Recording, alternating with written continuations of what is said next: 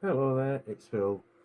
Right, I'm just going to go through starting off a project that we've set going, and I'm using Delphi 6 at the moment, and I've just opened Delphi and created a folder on my desktop called Secure Data Transfer Delphi.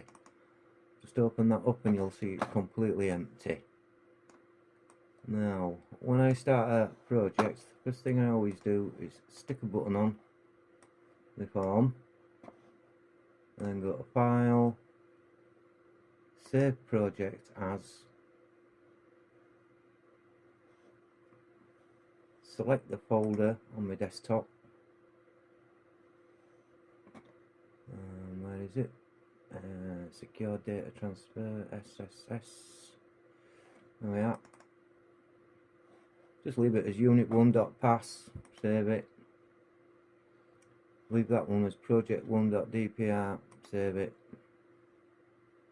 And you see it's filled in that folder with a few files, your project, your form file, and your first unit, unit1.pass. Configuration files, res files, and doc files. Just ignore them. Right, so the next thing to do is go up to project, go down to build, and build project 1. And then you'll see up here, this little section up here is it's already been saved. So let's play it, make sure it runs, and as soon as I press play you'll see extra files going into this folder here.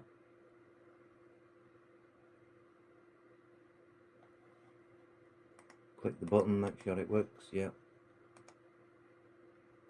Did it put any extra files in there? Project1.exe now. So if I run that from my desktop, it comes up with my form. Even if I'm not in Delphi, it's there. The button's doing absolutely nothing at the moment. That's just my device. Okay, so I can run this project again at any time by double clicking on there. Delphi 6 doesn't like running in Windows 10, so that's why I got that error coming up. So here we are. Now if I double click on this button here, it gives us this button one click sender. And you can see there's not really a right lot there. It's just, you know, what it's using. It's using the Windows, messages, system utilities, variants, classes, graphics, controls forms, dialogues, and etc. Now, let's go on to here. Now we're going to start getting into serious stuff. The idea was to make a secure data transfer, and we were going to hide something inside an image. So I'm going to go for the image first before we start doing all the web background stuff, which I'll cover later. I'd rather go straight for the image, which is under additional tab up here, which is the additional tab. And you'll see all these icons, and one of them's a picture. So we'll drop that on. Now you'll notice it's just got nothing in it at the moment. So if we go down here to the object inspector, let's pull the object inspector across so you can see it a bit better. Name image 1, leave that as standard, and it should have a file name, a picture. There it is, picture none. At the moment I'm just going to open up a picture, just load a picture in that by clicking on there, clicking on this little arrow section just down here, and load a picture in. Let's see if I've got one on my desktop that I can put in. Image. I've got an image of an Arduino there. We'll load that one. Now you can see the types of files that we can put in: JPEG, JPG and JPEG. They are different. BMP, icon, EMF and WMF, and enhanced meta files and so on. Let's open that. Okay. Now, as you can see, you can't see anything except for a little bit of blue, but because it's massive. Picture's a big one. So let's get that back down to there. Now you'll notice in the properties down here there's a transparency and a visibility. Now those two commands there, properties should I say, are going to be very useful for us, because what we can do is we can make the actual picture to be not visible. Now we can see it in the environment, our programming environment,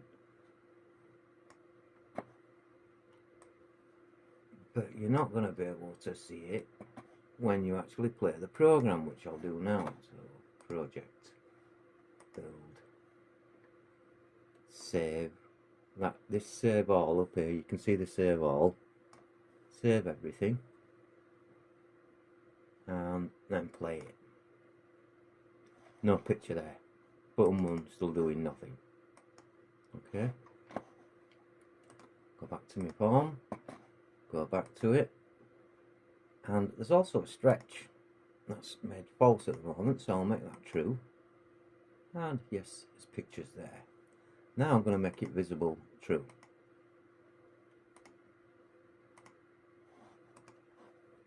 Project, build,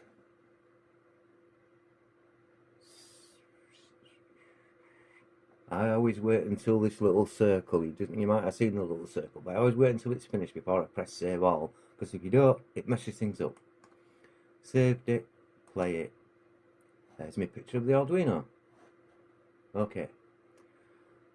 The whole idea about this is that whatever picture we load into here, it could be made to be invisible and transparent, and because the picture's made up of quite a lot of bits in different colours, so each pixel in that picture has got a different colour.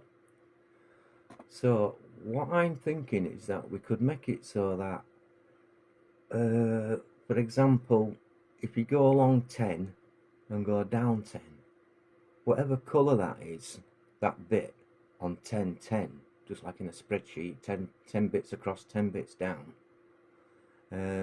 whatever colour that is, that gives you a colour number, and you can use that number as part of your encryption and decryption key.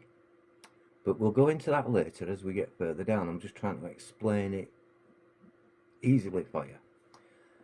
Now let's say we pick 1010 and 2020, 3030, 4040, 5050, which will be in the middle if it's 100 by 100, and so on. And you can pick as many dots on there as you want to use as your encryption key. And then when you send the file to somebody, they're not going to be able to see it.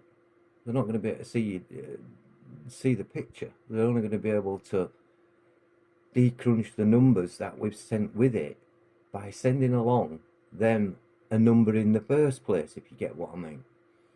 So I would send a number to them saying 1010x, 1015x, 1023x, 1525x, and then somebody out there looking at it will go, what's all this? They don't understand why they've just sent that one number. But your program at the other end will be able to decipher that and say, right, I need to look at a certain picture which is hidden within the program, get that number, and then use it as a key to decode whatever information is going to be coming through next. So I'll cut it at that now, because we're nearly up to 10 minutes, and we'll see how it goes in future. Alright, thank you for watching. See you soon. Bye for now.